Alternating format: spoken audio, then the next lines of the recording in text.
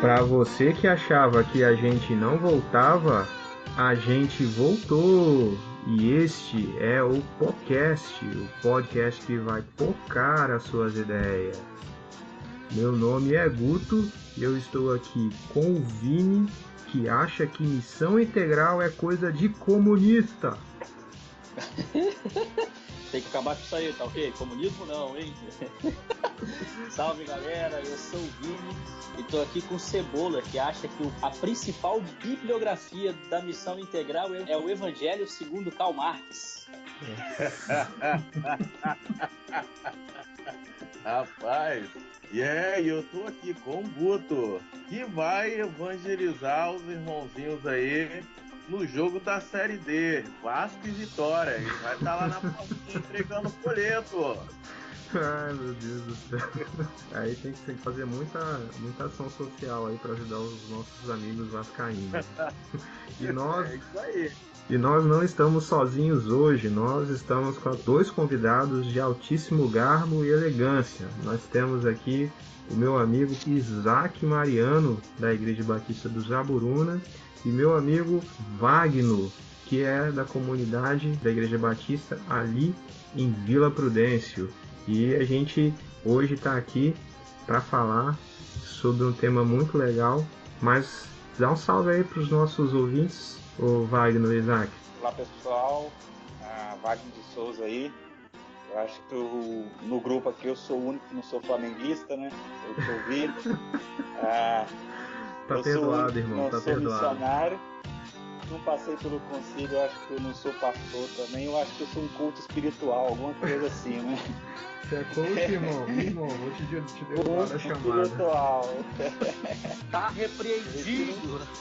Retiro pessoas da cegueira espiritual e levo elas até a um conhecimento mais profundo, se Deus quiser. E aí galera, beleza? Então, eu penso que se comunismo fosse verdade, o Palmeiras tinha um mundial, né? Palmeiras. Pô, cara. E todo mundo ia ter um mundial, mas o Palmeiras tem um mundial. Fazer o Já quê? entendi como é que vai ser, né? Já comecei a brincadeira com o milhares, né? Precisa dividir essas copas aí. Nesse momento, perdemos todos os nossos ouvintes palmeirenses. O Wagner tá se retirando aqui também. Vai que saiu do grupo. Muito bem, galera, e a gente está aqui hoje para falar sobre a fé cristã e o engajamento social. Mas antes, nós vamos para os nossos salves e recados.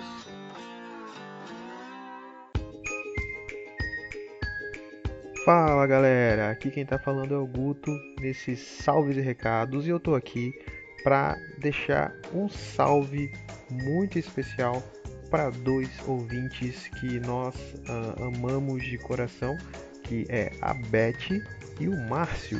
Eles são ouvintes assíduos do podcast e têm ouvido sempre o nosso podcast ali, e não só ouvido, eles têm dado feedback, eles comentam bastante ali no Instagram e têm se identificado com muita coisa que a gente fala ali, e a gente quer deixar para vocês o nosso salve e também um abraço no coração de vocês, porque vocês são ouvintes muito especiais. E como nós falamos também no último episódio, nós estamos lançando uma promoção para quando o nosso Instagram estiver alcançado 100 seguidores. Hoje, no momento, nós temos ali um total de 83 seguidores no nosso Instagram, e assim que o nosso Instagram alcançar os 100 seguidores, nós vamos sortear um livraço do Tim Keller chamado Ego Transformado. Na verdade é um livrinho, mas o conteúdo é muito massa. Então divulga o nosso Instagram ali, e assim que o nosso Instagram alcançar 100 seguidores, nós vamos lançar essa promoção do sorteio, e a gente vai ter mais detalhes mais pra frente. Beleza? Agora curte aí o nosso episódio desse podcast que está, assim, tá em outro nível, cara. Tá em outro nível. O Isaac e o Wagner elevaram o bate-papo. Foi muito massa. Então curte aí que tá sensacional. Valeu! Vamos lá, galera, a gente está aqui para falar da fé cristã e engajamento social, só que para antes a gente vai fazer aquele nosso bom e velho panorama do que a Bíblia fala sobre o assunto.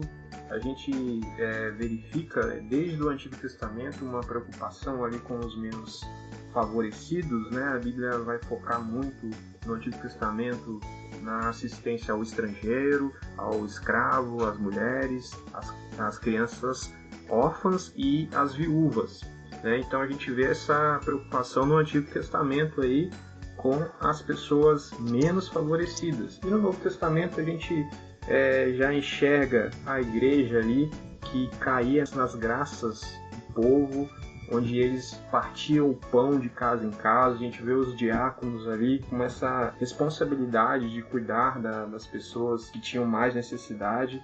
Então nós vemos que na realidade da fé cristã, essa preocupação com os desfavorecidos, né, essa preocupação social, ela é uma realidade. E fazendo um salto histórico aqui, já agora em 1974, no século XX, a gente teve um encontro que ele é muito importante na história da igreja. E esse encontro ele se discutiu sobre a tensão que existe. Foi verificado, né, que a igreja tinha negligenciado até então, no século XX, a preocupação social, como nós vimos que é algo bíblico, a igreja havia deixado isso meio de lado. Então, nesse encontro que aconteceu na cidade de Lausanne, na Suíça, em 1974, reuniram-se 2.300 líderes e eles assinaram um documento onde eles diziam que estavam arrependidos, que eles reconheciam o seu erro, o erro da igreja até aquele momento, de negligenciar a ação social nas comunidades. Estavam pregando demais e não estavam chegando junto das necessidades daquelas pessoas. E esse vai ser o assunto que a gente vai conversar aqui com os nossos convidados, né? O Wagner e o Isaac, porque eles são pessoas que estão lá na linha de frente nas suas comunidades, né? Eles estão em igrejas que estão inseridas em comunidades carentes. Eu queria começar pelo Isaac, né, e os meus companheiros da mesa aqui também sintam-se à vontade para fazer perguntas aos nossos convidados quando vocês quiserem. Isaac, você acha que realmente existe essa tensão na igreja brasileira? Né? A igreja brasileira está dividida ou ela tende para um dos dois lados da evangelização, da espiritualização? E ação social fica meio de lado, ou tá fazendo demais ação social? O que você acha disso, cara? Galera, eu acho assim que eu não consigo desassociar a evangelização e a ação social dentro do contexto da igreja brasileira. Eu acho a diferença está na localidade, no contexto da igreja local, naquilo que as pessoas vivem dentro do seu contexto social. E, claro, a gente tem uma demanda muito grande no Brasil quanto às questões sociais, né? E a gente pode elencar aí essas questões, algumas delas até atingem a classe A e B, né? No caso, a gente tem a violência contra a mulher, que é um problema social, mas que atinge não só o pobre, né? Não só o negro, mas também todas as classes. Mas quando a gente fala dessa questão social, a gente fala do avanço da pessoa na classe social, né? Do avanço que a pessoa tem diante da sua dificuldade social. Então, a evangelização social, para mim, ela é muito importante, mas eu gostaria de dizer que eu não acho que a evangelização social é o papel principal da igreja. O papel principal da igreja é a pregação do evangelho, é a pregação do arrependimento, da redenção humana. Dentro desse contexto, quando a gente evangeliza, a gente fala sobre a ascensão, né, das pessoas em suas classes sociais, né? A gente não pode olhar para o evangelho e aceitar a pessoa na sua pobreza, na miséria mesmo. A pessoa vivendo na miséria sem ter o que comer, e eu evangelizar essa pessoa e não me importar com isso. Acho que o Tiago ele meio que fala isso. Então, acho que essa diferença é mesmo no contexto que a igreja está vivendo, entendeu? Agora, respondendo diretamente, a igreja faz. Eu acho que a igreja não faz. A igreja não faz. Essa evangelização, onde o ser humano de alguma forma ascende na sua classe social, nas suas dificuldades sociais, eu acho que a igreja ela não faz isso não. Ela não tem essas questões e não atinge a pessoa em si. Muito bom, cara. Wagner, qual a sua opinião? Você acha que realmente há essa prática na igreja? A igreja não faz, ela espiritualiza demais as coisas na evangelização, na missão. Cara, a gente tá num caminho aí em que a gente tá tentando sair desse processo de alienação e tentando realizar um pouco essa questão da ação social. Só que eu tenho um medo com relação a isso, cara.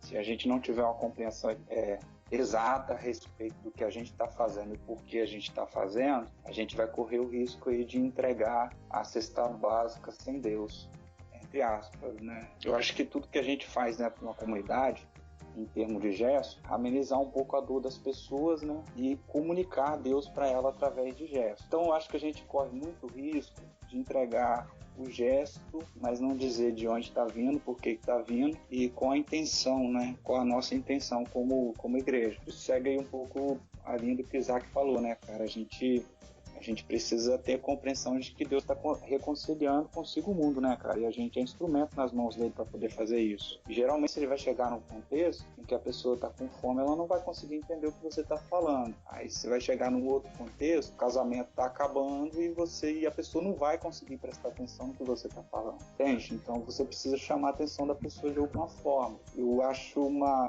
prepotência muito grande da igreja, ela querer solucionar problemas sociais apenas, entendeu? Acho que as ONGs já estão aí há muito tempo tentando fazer. Tem até os partidos de esquerda, eles meio que levantam essas bandeiras aí e trabalham, né, militam de uma certa forma aí para poder solucionar algumas questões. Eu acho que essa turma está mais tempo que nós e fazendo até mais bem feito que a gente, cara. Em termos de contexto, a gente tem esse contexto. A gente tem uma igreja que está buscando Deus para si e de uma forma muito potencializada, né? Ela se aprofunda cada vez mais nessa ideia, né? De que ela vai conseguir alcançar Deus sem enxergar o necessitado à sua volta, né? E é muito doido, porque quando você ouve assim, alguma coisa a respeito da questão da ação social em si, você vê que a galera não sabe o porquê que está fazendo, assim. Aí você vê lá um grupo de pessoas que faz uma série de coisas já há anos. Aí quando você vê os frutos, assim, você vai ver, faz tudo menos entregar o evangelho para as pessoas. Eu acho que o ponto de partida é esse, cara. É o amor de Deus mesmo, aquela coisa básica, né? Porém essencial. E a gente tentar transformar isso em gesto para as pessoas.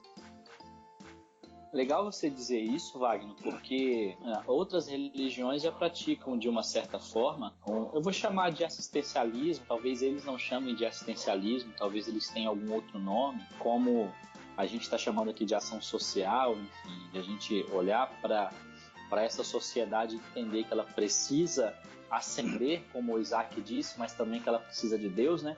E outras religiões já fazem isso, me atrevo a dizer também que é muito melhor do que a gente, né? Ela já tem uma caminhada, talvez até isso é premissa dentro lá dos dogmas que elas têm, né? Talvez isso até surja como premissa, né? Eu mesmo venho de uma religião que fazer o bem pro próximo você está, na verdade, fazendo bem para si mesmo, você está se evoluindo como um ser espiritual. Eu venho de uma religião que prega isso. As pessoas, elas vivem fazendo bem para o próximo. E, pelo que eu estou entendendo aí, pelo que vocês dois, a fala de vocês caminha juntas, né? Pelo que eu estou entendendo, se a gente não ficar ligado, assim, esperto, na verdade, a gente vai fazer alguma coisa que pode não ser tão diferente do que já tem sido feito. Né? É isso que vocês estão tentando dizer para nós, né? Sim, sim. É mais ou menos nessa linha aí. Inclusive, cara, todas as religiões do mundo falam sobre boas obras, né?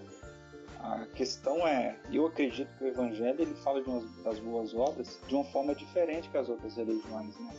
As boas obras pra gente, elas são um resultado, né? A ideia de Deus, né, antes do pecado entrar no mundo, era com que a gente praticasse só as virtudes, né? O pecado entra e a gente começa a ficar nessa tensão, né, entre virtude e pecado. Aí no final das contas, quando a gente tem a nossa mente esclarecida, é apenas isso. O que muda é o motivo, né, cara? Eu não faço para ter ou para conseguir alguma coisa. Eu faço porque a minha raiz de ser, a minha estrutura de ser como nova criatura traduz isso. A Efésios capítulo 2, no verso 10, vai falar isso, né? Porque vocês foram feitos para as boas obras, né? Vocês foram feitos para isso. Aí você pega também o Sermão da Montanha, Jesus fala, né, que as boas obras elas foram feitas para serem vistas, né? Quando ele fala, vós sois o sal da terra, a luz do mundo, no finalzinho ele está falando lá, para que seja visível, né, para que as pessoas vejam e glorifiquem a Deus, né? Eu passo por isso de uma forma muito prática, cara. A gente entregou assim, pouquíssimas cestas básicas, né, diante de toda a necessidade assim, que o bairro tem. A gente precisaria ter entregue muito mais. Mas o pouco que a gente entregou, a gente percebia no olhar das pessoas aquela coisa assim, meio que ela falando, ela glorificando a Deus por causa do que a gente falou, por causa do que a gente fez, né? As pessoas, elas falam, não sei se vocês já repararam, toda vez que você ajuda uma pessoa em nome de Deus, a primeira coisa que a pessoa fala é Deus te abençoe, graças a Deus, glória a Deus, a pessoa logo já lembra de Deus, assim, entende? Então eu acho que é mais ou menos isso aí, né? Eu acho assim, historicamente, a igreja, a religião ocidental, o cristianismo, ele é o percussor nessa questão social. Eu não acredito como que vocês falaram, não. Acho que a igreja é percussora e depois as outras religiões vieram fazendo. Eu estou falando do Ocidente. As religiões do Oriente... A moral judaico-cristã, né?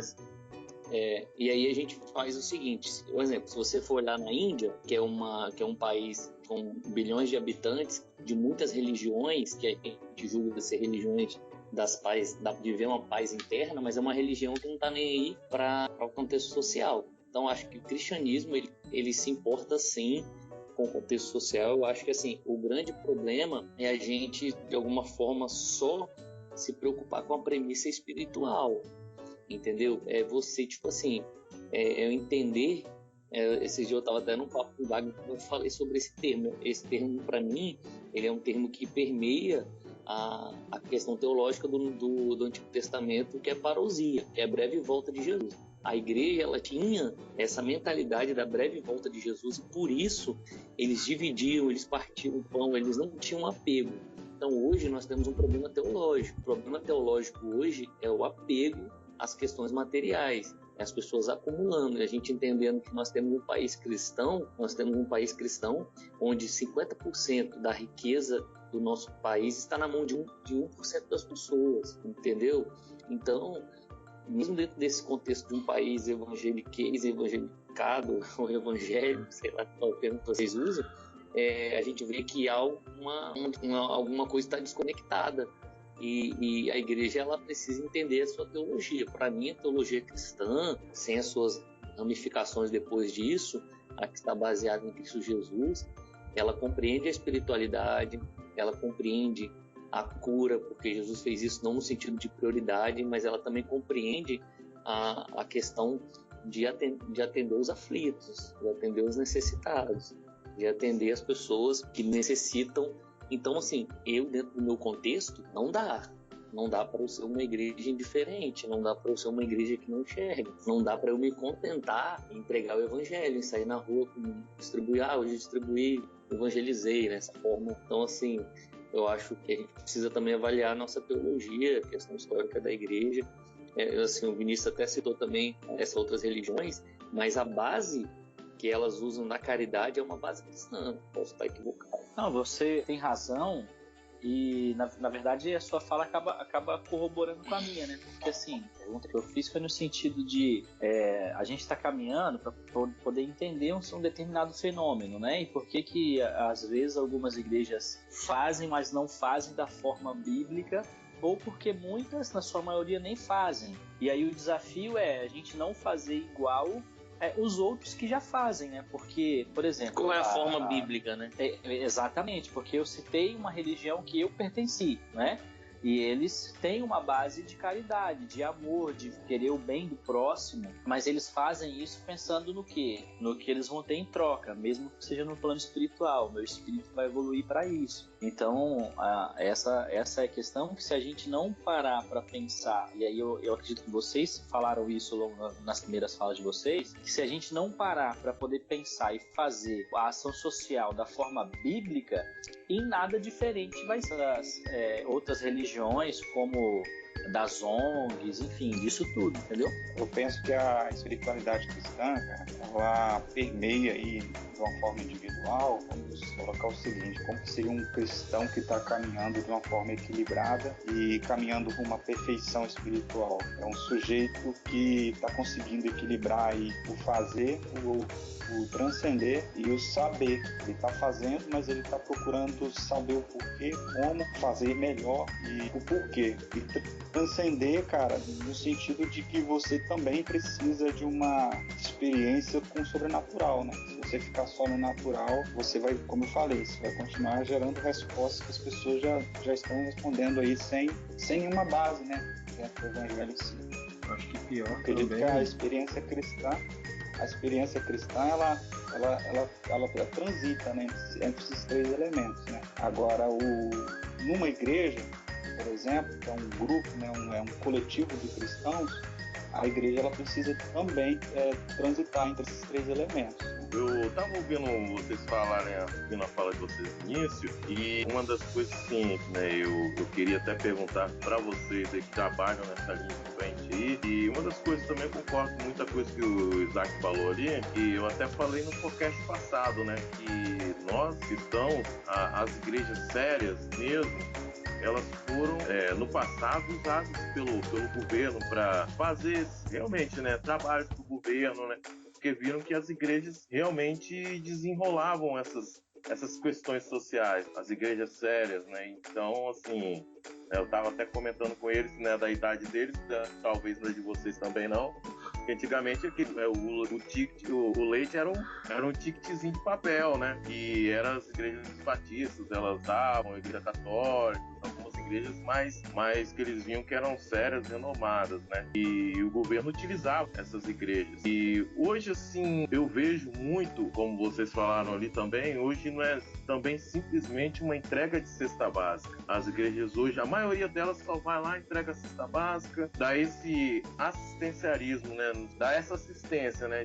De matar somente a fome, né? E às vezes nós estamos perdendo essa essência de estar também matando a fome espiritual das pessoas. Como é que vocês veem muitas das igrejas trabalhando somente nessa questão de dar essa assistência somente na fome e não na fome espiritual? Que hoje em dia é o mais comum que acontece, né? O problema, Cebola, é de quem vem a crítica. Essa crítica está vindo da onde? Primeiro, depende da igreja que está fazendo. Por exemplo, tem igrejas que dá a cesta básica, é o máximo que ela pode, cara. Então ela está dando o melhor dela. Ela está levando a cesta básica porque é o que ela pode fazer. Ela está dando o melhor dela. Ela está dando o que ela tem.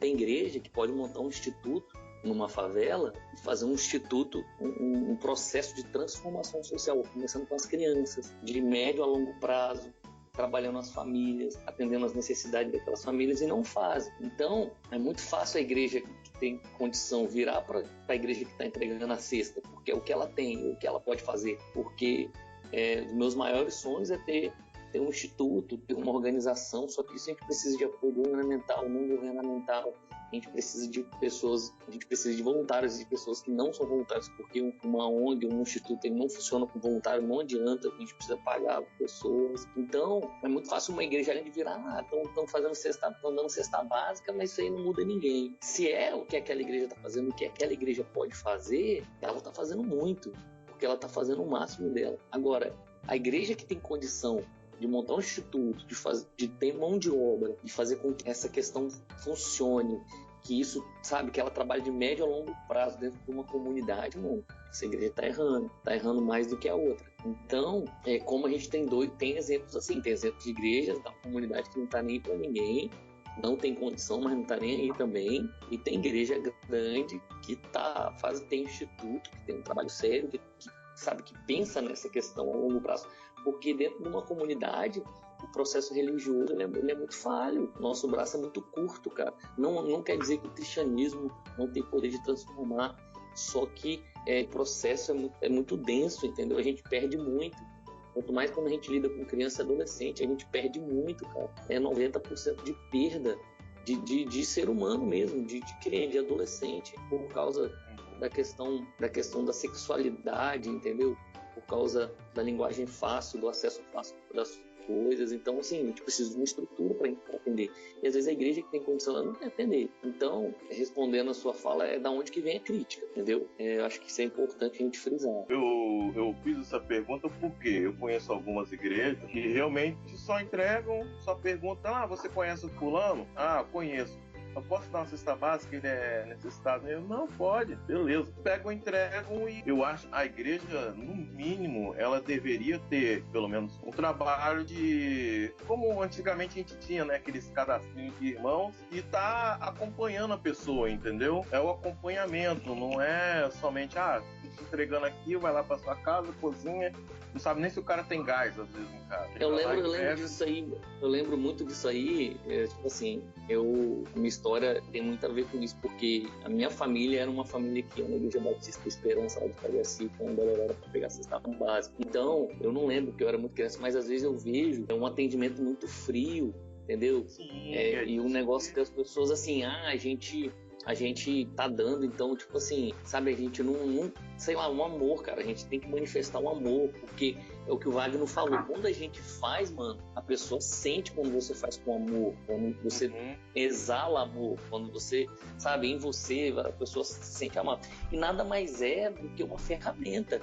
Hoje, né, o serviço social, a ação social, a busca pela justiça, ato de misericórdia, isso nada mais é para mim do que ferramentas para que eu possa pregar o evangelho, para que a pessoa veja Jesus em mim, para que ela se redima dos pecados dela. Então, eu acho que todo mundo precisa disso, né? Então, assim, às vezes é o lance de você fazer para depois colocar a cabeça no travesseiro. Eu já fiz muito isso, cara.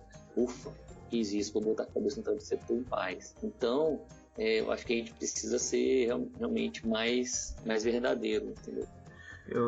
Das falas que vocês falaram aí, eu queria pontuar duas coisas, assim, né, pro ouvinte não achar que a gente está fazendo uma análise muito simplista, porque quando a gente fala a igreja evangélica brasileira não faz ação social, não faz essas obras de misericórdia, a gente está dizendo que não faz como deveria ser feita, né? A gente não está dizendo que não tem nada sendo feito, pelo contrário, alguma coisa está sendo feita, mas como o Isaac bem colocou, muitas vezes não é feito como poderia ser feito, né? E outra coisa que eu acho interessante se pontuar, ou na verdade fazer uma pergunta para vocês acham que por que isso não é feito? É por causa de um desconhecimento teológico? A gente não tem uma teologia feita, as igrejas, os pastores não têm uma teologia, um conhecimento teológico dessas verdades aí, sobre essa preocupação. O que vocês acham? Falta conhecimento ou é falta, sei lá, boa vontade, ou é cegueira ideológica? A gente vive hoje um fla-flu muito grande ideológico na política aí, né? Como eu brinquei na minha entrada, né? Quem mexe com ação social é comunista. O que vocês acham? Eu vou falar rápido o Wagner falar. Primeiro, eu vejo que a Igreja Batista falar do que a gente é. Eu amo ser batista e sou batista por escolha. A Igreja Batista é uma igreja elitizada, entendeu? Primeiro, né? Tô falando da minha igreja. Mesmo dentro de Jaburuna, as pessoas que têm uma condição melhor são batistas. Então, assim, a gente tem uma igreja que é uma igreja elitizada. Mesmo tendo essa igreja em várias comunidades. E essa questão da elite, ela não é uma questão ruim. Eu tô falando assim, é uma galera que tem mais conhecimento, é uma galera que gosta mais do estudo da palavra, que não gosta daquele, entendeu? Então, é uma questão que a gente tem. E partir daí a gente vai ramificando. Mas foi o que eu falei, para vocês falarem, é um problema teológico. Eu acho que é um problema teológico também. Cara, pra mim, o ponto de partida é uma fala de Jesus, cara, que ele diz que aquele que quiser vir após mim, ele precisa se negar. Eu acho que no fundo, a gente não quer abrir mão da gente. A gente não quer pagar um preço, a gente não quer sofrer por causa do outro. É muito confortável pra gente a gente comprar um jet ski, porque na nossa vizinhança não tem ninguém precisando que complete a compra dele. É muito confortável isso. Eu assisti um filme esses dias atrás, lá é o nome do filme, inclusive na Índia, né? Um casal de Austrália. Foi lá na Índia, captou 2 meninos e levou para morar na Austrália. deu estudo, faculdade e deu uma vida muito digna para ele. No decorrer do filme você fica pensando que aquele casal era estéril, eles não tinham condições de ter filho, por isso que eles adotaram. No final do filme você descobre que não, a mulher fala, minha saúde é perfeita, eu sempre fui ter filho. No final das contas ela foi lá porque ela amava mesmo, cara. Ela poderia muito bem ter filho, entendeu? Mas ela sentiu que o mundo já tinha 7 bilhões de pessoas, cara, pra que mais um dela, entendeu? Aí eu acho que parte daí, cara, a gente não quer se sacrificar, a gente não quer gastar tempo de leitura, a gente não quer nem entender o texto bíblico, cara. Por exemplo, pega lá a história lá do cara que vendeu as propriedades dele, se não me engano foi o Barnabé, e colocou aos pés dos apóstolos. Quando um cara que tem mais ou menos uma condição financeira lê um texto desse, ele não quer entender o texto. Não é que ele tem falta de cognição, não. Esse sujeito, cara, é gente, eu tô falando aqui de gente com faculdade, de pessoa com mestrado, com uma capacidade cognitiva extraordinária para entender cálculos matemáticos bem elaborados, filosofia da mais sofisticada possível, mas ele não quer entender, cara, entendeu? O problema é esse, ele não quer entender. E Wagner, eu tinha um pastor que eu quando eu pregava sobre a igreja primitiva, eu ficava em dúvida sobre a literalidade dessa, colocar tudo aos pés dos apóstolos, né? Ele falava, não, era tudo mesmo, só pra complementar. Era tudo, mano, era tudo. Colocavam tudo, entendeu? Aí assim, pô, cara, primeiro a gente entender que quem o criador é Deus, né, cara? Então é tudo dele já, cara. Esse celular que a gente tá falando aqui é dele, então a gente tem que usar pra glória dele. O carro que a gente tem, quando a gente dá uma carona pro irmão na igreja, a gente tá fazendo mais que a nossa obrigação, cara. Porque o carro é de Deus, o filho é de Deus, então a gente dá assistência pra ele, pronto, acabou, cara. O carro não desculpa, não. Aí tem essa questão do que eu falei aqui da teologia. Aí, por exemplo, eu falei que a questão do cristianismo, né? Precisa saber, transcender e fazer. O cara não vai fazer se ele não saber. Ele não vai saber por quê? Porque o público tá fazendo massagem de ego, cara. Às vezes os caras não estão preocupados em fazer a galera levar, não. Sabe que tem uma coisa que me deixa meio maluco da vida, cara? Eu ouço isso há uns 10 anos. Que a minha linguagem, ela precisa se adequar. Ok, cara, eu preciso ser entendido pelas pessoas. Mas eu também preciso construir alguma coisa na mente das pessoas para que ela saia da condição dela, entende? Então eu penso assim que a gente, tanto em termos de ferramenta, de linguagem, mas em termos de conteúdo também, cara. Acho que a gente não está alimentando a galera com o que deveria alimentar. E às vezes a gente arruma algumas desculpas porque a gente não quer pagar o preço, né? Igual o Isaac falou, o texto está falando que é para dar tudo, então dá tudo, é tudo mesmo e pronto. Não tem conversa, cara. Entende? Então aí a gente vai fazer a teologia do jeito que a gente gosta, né, cara? Vocês estavam falando da questão da igreja brasileira, vou chamar de igreja cristã brasileira, né? A gente consegue discernir bem o que é a igreja de Cristo, o que é a igreja dos evangélicos, né? Enfim, vamos chamar da igreja brasileira. E vocês falaram de uma porção de coisas difíceis, complexas, no sentido da prática da nossa compreensão dos textos bíblicos, né? Então hoje a gente vê, o Isaac falou que a gente tem uma denominação que a nossa denominação ela é um pouco elitizada, em contrapartida a gente passa pelas comunidades e a gente vê que também tem as igrejas que atendem o anseio do povão, e eu coloco atendem entre aspas, porque elas também não fazem. Mesmo as igrejas históricas sendo um pouco mais elitizadas, eu percebo que no tocante à ação social, elas ainda conseguem fazer um pouco mais do que aquelas que não têm uma condição de fazer que a gente imagina. Vocês acham que a igreja brasileira ela espiritualiza tanto as coisas? Se vocês acham que isso acontece, e se isso acontece, vocês acham que é por isso que elas deixam de repente, de expressar essa máxima, o evangelho todo para o homem todo? Cara, olha só, eu tava vendo uma fala do Mário Freitas, né? O Mário Freitas foi um missionário da Mais, ele falou que ele teve 2 experiências extraordinárias, cara. A primeira com terremoto. A primeira delas foi no Haiti, né? Quando aconteceu aquela catástrofe toda, o país foi quase a zero. Aí ele chega lá em um contexto, né? E você tem que ir com cesta básica, com remédio, ou seja, tudo que é necessidade básica que a pessoa tem. Ali, cara, aconteceu um terremoto no Japão. Aí o Mário Freitas foi pro Japão, cara. Chegou lá numa reunião, tinha um grupo de pessoas e alguém estava direcionando essa reunião, né? Aí ele pegou e falou, gente, ó, obrigado pela presença de vocês aqui, tá? Mas o Japão dá conta. O Japão resolve problemas de catástrofe muito fácil, não vai faltar. Aí tinham várias ONGs, né, reunidas ali, e uma ou duas ONGs cristãs no máximo. O cara pegou e soltou essa no finalzinho da frase. Ele pegou e falou: nós só temos um problema. O japonês, por conta da tradição, por conta de todo o processo histórico dela, e pelo fato de ser um país de primeiro mundo também, na época eu acho que o Japão era a segunda maior economia do planeta. Aí ele pegou e falou o seguinte, que as pessoas estavam se matando porque elas não conseguiam assimilar a ideia do que era ser sustentado por outra pessoa. Eles não conseguiam assimilar a ideia do que era depender de outras pessoas, e elas estavam se matando assim a níveis extraordinários, em termos de estatística. Aí o Mário Freitas pegou e por baixo da mesa ele deu aquele glória a Deus assim com a mão e fazendo joia, né, pra outra ONG que estava lá, que era cristã. Por quê? Ele disse contexto. Por que eu estou contando essa história toda? Por conta disso. Acho que a gente precisa aprender a discernir um pouco o contexto, que aí a gente vai chegar dentro de uma necessidade e vai tentar suprir ela com as ferramentas que a gente tiver para entregar. E eu acredito de uma forma assim espiritual, tá? Plenamente, que a necessidade do próximo que está perto de mim, ela casa certinho com alguma coisa que eu tenho para oferecer. De repente eu, Wagner, não tenho dinheiro para poder oferecer, mas eu tenho meu tempo, eu tenho a minha teologia, eu tenho os meus estudos, eu tenho ombro, eu já ofereci a sala da minha casa aqui diversas vezes já. E é isso, cara, é discernir o contexto. A questão é perguntar onde está doendo. Acho que é o Ed René, ele conta que quando ele pregou certa vez, ele desceu do púlpito todo cheio de soberba, né, que ele tinha mandado bem pra caramba, né? Muita gente, aqueles pensadores extraordinários, né, que tá na biblioteca dele. E quando ele desceu, uma senhorinha pegou e falou com ele: você coça muito bem, mas aonde você coça não coça. Então a gente descobriu onde está coçando. O Wagner falou aí, né, do Japão, da experiência do Japão.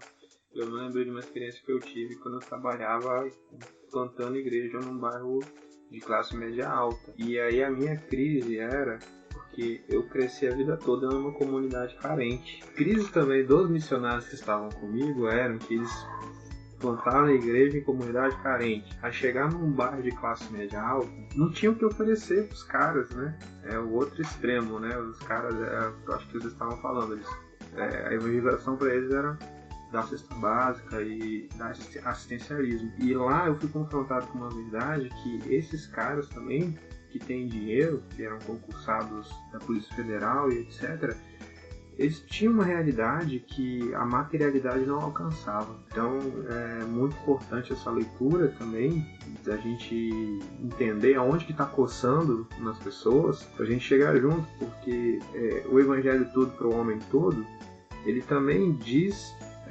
não apenas essa dimensão do assistencialismo, da ação social, da misericórdia, mas da gente alcançar as pessoas dentro daquilo que ela precisa, né? Eu acho que realmente, eu vou até repetir, eu tenho achado isso e acho cada vez mais que o problema é teológico, quanto à questão da pergunta do início. A gente precisa de uma teologia brasileira para entender a igreja brasileira. A gente tem dois extremos hoje, que é a TNI, um dos maiores, assim, claro que tem gente no meio, né? TNI, os reformados, né? Porém, os teólogos brasileiros, né? A gente está tendo um problema aí de envolvimento político de ambos os lados.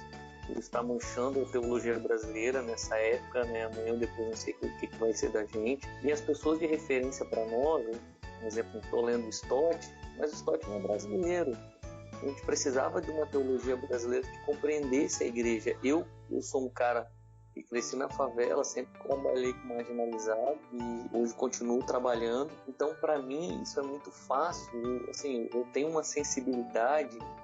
Nos primeiros dias dessa quarentena eu tive muita dificuldade de dormir por causa dessa galera que sabia que tinha gente com fome, gente me mandando mensagem pedindo cesta básica, e aí eu precisei atender essa galera e Deus deu condição pra gente atender, distribuindo aí dezenas de cesta básica, então assim, e outras coisas, carne, leite, por aí vai. Só que, tipo assim, eu sei que não é só isso, então a minha tendência é radicalizar, criticar quem não faz, mas não é só esse o problema do Brasil. O problema do Brasil são inúmeros problemas e o problema social é só um problema.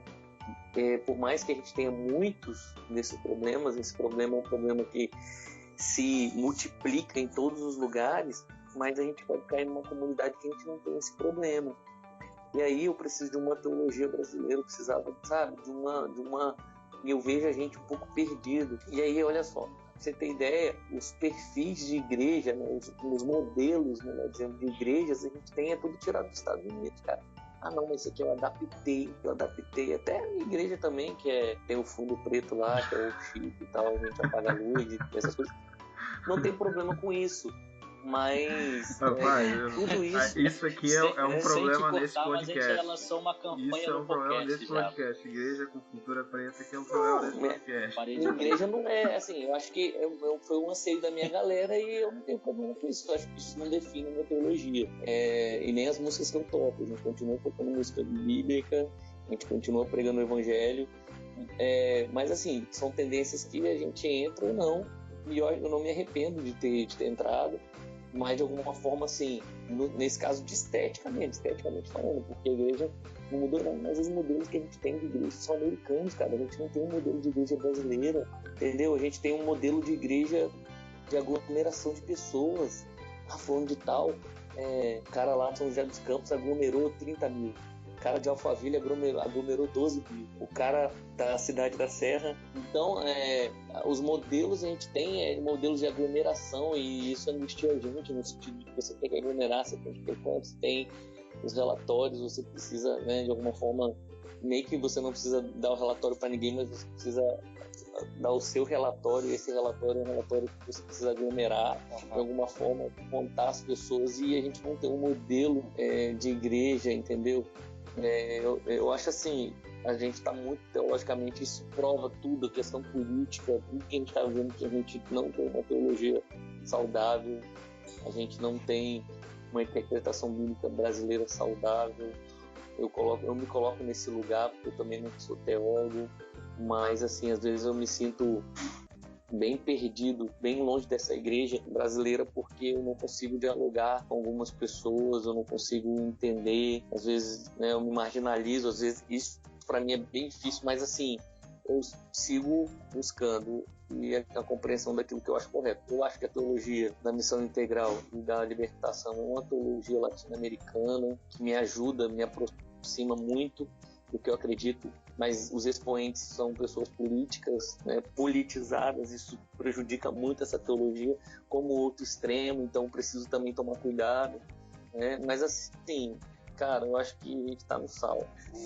Então, gente, deixa eu confessar meu pecado, deixa eu confessar meu pecado, que a primeira vez que eu vi o termo teologia da libertação, eu achei que o principal expoente era Edir Macedo, e eu explico por quê. Depois que eu fui estudar, e quando eu entrei no seminário, vocês estão rindo, mas é sério, quando eu entrei no seminário, eu caí a fundo, inclusive meu TCC, eu defendi, falava sobre o neopentecostalismo, aí eu percebi que a teologia neopentecostal é uma teologia da prosperidade, mas enfim, eu achava que o maior expoente era Edir Macedo, porque eu achava que essa libertação era a libertação espiritual, era a libertação de demônios.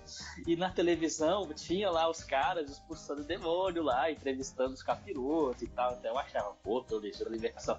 Aí depois que eu fui pro seminário, tô confessando o meu pecado, irmãos, aqui. Aí que eu fui entender o que era a parada, entendeu? No final a gente ora por você, tá? Então, gente, eu acho que essa questão ora pela minha libertação em nome de Jesus. Acho que a questão da teologia é extremamente importante, cara. Como eu falei, a gente tem que alinhar a prática com a teologia, né? O fazer e o saber. Eu chamo essas igrejas de igreja gourmet, né? Ou seja, o cara fica puto da vida porque ele não consegue pintar a parede de preto e botar a luz piscando. Aí ele abre uma igreja com uma teologia tão ruim quanto a que ele estava, só que agora tem parede preta e luz piscando. Eu acho que a leitura que o Isaac fez foi perfeita, cara. Eu estou num espaço aqui, o mais importante que eu tenho para oferecer não é em si a parte estrutural do prédio, ou se vai cantar cantor cristão, ou se vai cantar worship. Não é isso, cara, que a gente tem que fazer. Entende? Então o contexto ele diz pra gente como que as coisas vão andar. Nosso desafio é só tirar o cheiro de enxofre, se tiver. Hein, Wagner, você falando isso, tô lembrando aqui, assim, eu estava no bairro de periferia, que era a Ilha dos Ares, aí fui pro Sotec, que também é um bairro de periferia, mas em vista da Ilha dos Ares é menos, né? Só te cortar um pouquinho. Oi? Mano, só te cortar um pouquinho. Uhum. Eu fui fazer a pintura pro Vinícius, cara, e a menina vendia droga do meu lado, cara. Eu tô pintando, soltando tinta na parede, eu olhava pro lado assim, mano, uma boca de fumo do lado da parada. E a guria vendendo droga assim, cara, sem o mínimo pudor. Mas você viu que ninguém mexeu com você, né? Não, você vê que nem não, eu tava lá também. Claro, não, aí... Porque a igreja eles respeitam, né? Quando eu cheguei na atual igreja que eu tô agora, assim, uma das minhas maiores crises foi ver uma obra inacabada na igreja que tem 20 anos ou um pouquinho mais que tá parada, de um prédio que daria para ser um prédio que servisse à comunidade, um espaço que pudesse ter ali boas oportunidades para crianças aprenderem alguma coisa, entendeu? Para praticarem algum esporte. Com bons professores cristãos que pudessem anunciar uma mensagem, a mensagem do reino para essas crianças ou para as pessoas. E assim, aí o meu maior objetivo agora é transformar esse fazer isso que você falou, tirar o cheiro do enxofre, né? A gente é uma igreja que a gente canta desde hino do cantor cristão até as músicas atuais, assim, sem nenhum problema, com bons músicos, enfim, com excelentes pessoas. Só que agora o nosso desafio é olhar para essa comunidade e ver, é isso aí, como que eu vou coçar, né? Como é que eu vou atender essa comunidade? Porque até então a igreja vai estar fazendo 39 anos hoje, no dia da gravação, e assim, a igreja coça bem, mas eu acho que é isso que você falou, aonde ela coça, não está coçando, entendeu? Tem um prédio inacabado que dá para servir a comunidade, que dá para fazer algo massa, mas o prédio não tá lá, é um elefante branco, entendeu?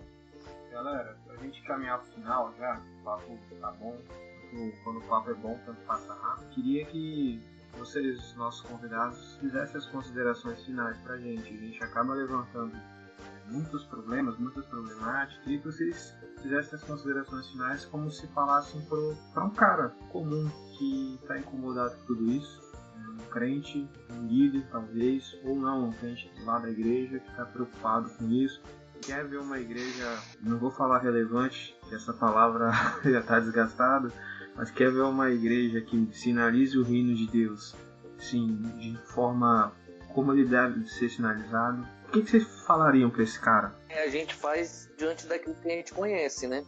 Então, assim, eu acho que é o que o Wagner falou. Agora, a gente conta muito com a ajuda do Espírito Santo de Deus para tirar a gente desse conformismo, né? Um texto que eu gosto muito lá de quando Paulo fala não se conformar, né? Antes ele começa dizendo que nós temos que oferecer nosso corpo, né? Os nossos corpos em sacrifício, né? Como um serviço ao Senhor. Então acho que tem tudo a ver com isso. Cara, o serviço pro outro é bem desgastante, porque você não tem como você chegar na pessoa e sair sem a alma dela ali, sem a angústia dela. Não tem como você chegar, entregar e ir embora. Você tem que ser uma pessoa muito indiferente mesmo, assim. Você chegar e doar o mínimo que você, o máximo que você tem, né? E ainda não sair de lá com aquela pessoa com você, sabe? De alguma forma carregando as aflições daquela pessoa. E a galera não quer ter isso. Por quê? Porque a gente já tem as nossas aflições. Um tempo atrás, eu ouvi de uma irmã antiga, velha de igreja, ela falou assim: fulano de tal tá divorciando, mas eu não vou nem ligar para ela porque eu tô com problema demais, eu não posso ajudar ela. Então, assim, a gente sabe que a pessoa tá aflita, a gente conhece a pessoa aflita, mas a gente não se envolve porque a gente sabe que é um caminho sem volta. E é isso que eu quero dizer. O envolvimento com as pessoas é um caminho sem volta.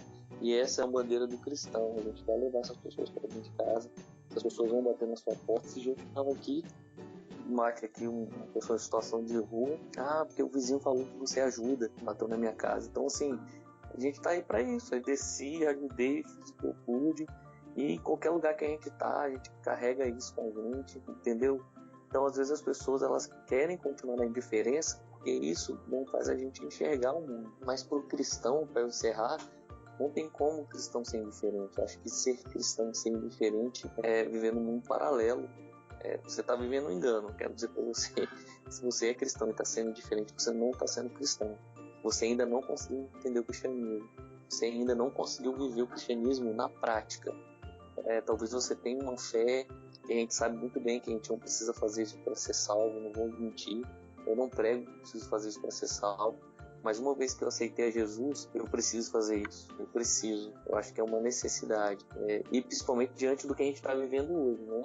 Do caos social que a gente está vivendo. E aí, volto a dizer, o problema do nosso país não é só a miséria econômica. A gente tem uma miséria emocional, a gente tem uma miséria familiar, né? Também quando a gente cai no contexto aí, o próprio pastor Edinho falando, esse dia eu estava vendo o sermão dele, ele dizendo que, eu esqueci a porcentagem, mas muitas crianças até 2 anos são molestadas pelos próprios familiares, estupradas. Cara, isso é um problema da igreja. A gente não pode aceitar isso, mano. A gente não pode aceitar a violência familiar, não pode aceitar o preconceito contra negros, contra os outros grupos. A gente não pode aceitar. Então a igreja ela tem muita coisa a fazer. Eu acho que a promoção da justiça social é um papel, né, que nós precisamos aí viver. Então, não sei se eu te desanimei mais, mas eu sei que não é fácil. Cara, se eu puder dar um conselho, se a pessoa estiver indignada e no contexto dela ela não sentir que existe ambiente, eu acho que a gente precisa procurar o melhor caminho da convivência. Eu já bati muito cabeça com relação a isso, já perco amigos, passo por sérias dificuldades, um banco ônus, né? Das coisas que eu falo, a maneira como eu vivo, e eu acredito que não dá para os caras cometerem os mesmos erros que eu cometi. Então, assim, uma dica assim, que eu daria para você não errar da mesma forma que eu errei, a indignação já é uma coisa boa, mas a maneira como você vai expor ela, talvez você não traga tanta edificação quanto você deveria trazer. Se você ficar dentro da tua igreja apenas caçando tempo, você não vai ter tempo e nem energia para poder investir na vida das pessoas. Então essa indignação ela é boa, mas a maneira como você expressa ela talvez não traga edificação para o seu contexto. Então eu daria aqui 3 dicas iniciais para você poder de uma maneira positiva trazer edificação para o seu contexto. A primeira delas é você começar simples. A gente tem aqui um exemplo aqui extraordinário do Isaac, né, do Vinícius, que fazia um trabalho com morador de rua, com dependente químico, e continua até hoje, né?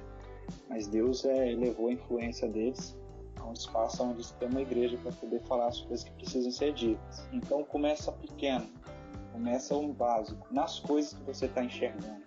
Exemplo, eu fui lavar a caixa d'água para minha mãe esses dias. Às vezes eu me sinto um cara meio hipócrita, assim, né? Que eu tô tentando salvar o mundo, mas de vez em quando minha mãe precisa de alguma coisa lá e eu não tô com tempo. Aí eu fui e Deus começou a ministrar o meu coração. Percebe como é que é a questão da transcendência? Aí Deus começou a ministrar o meu coração. Que às vezes a pessoa tá precisando de uma coisa simples, cara. Fui lá, lavei a caixa d'água da minha mãe, voltei para casa, minha mãe ficou mega feliz comigo. Não apenas com o filho Wagner, mas com o cristão Wagner. E eu comecei a pensar a quantidade de pessoas que... Minha mãe tem um problema no braço, minha mãe é uma idosa ainda, mas ela tem um problema no braço, ela não consegue fazer isso. Aí eu fiquei pensando a quantidade de idosos que a gente não tem, que precisa de um vizinho que vai lá lavar a caixa d'água dele. Aí o que acontece? Você tem uma quantidade muito grande de pessoas que não tem essa condição de fazer isso, qual o problema que a gente vai ter? Proliferação de doenças. Aí essas doenças começam a se proliferar e a trazer prejuízo na saúde das pessoas à volta. É uma ideia simples, mas eu acredito que em determinada situação,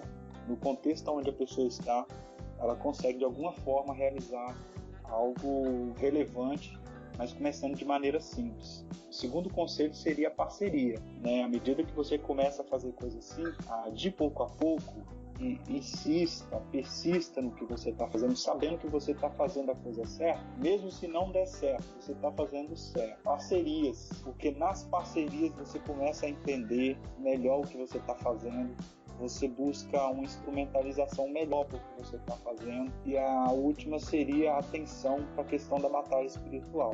Esse termo está muito doido, né, no meio evangélico, né? A galera bagunçou esse negócio todinho, mas até o C.S. Lewis escreveu sobre batalha espiritual, cara. Então ele tem um livro muito legal, chama Cartas de um Diabo ao Seu Aprendiz, né?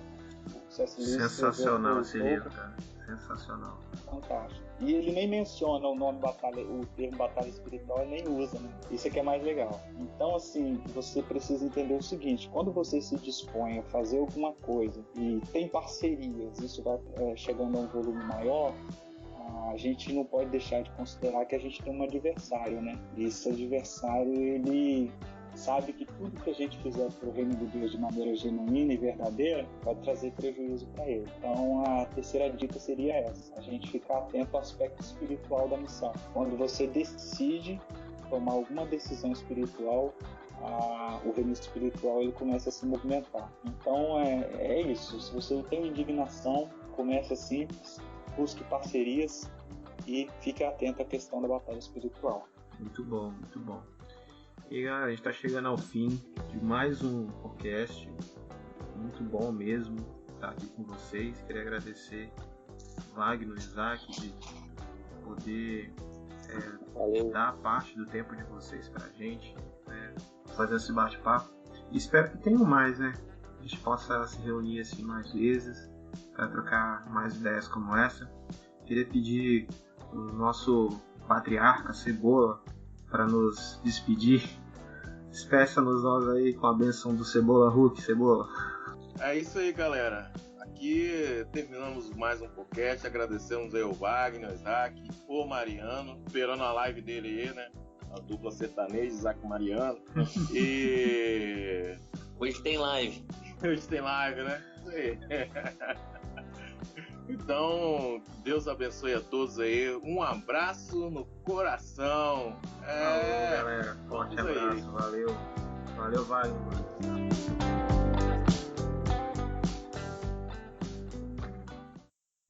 Falar uma coisa, Vi?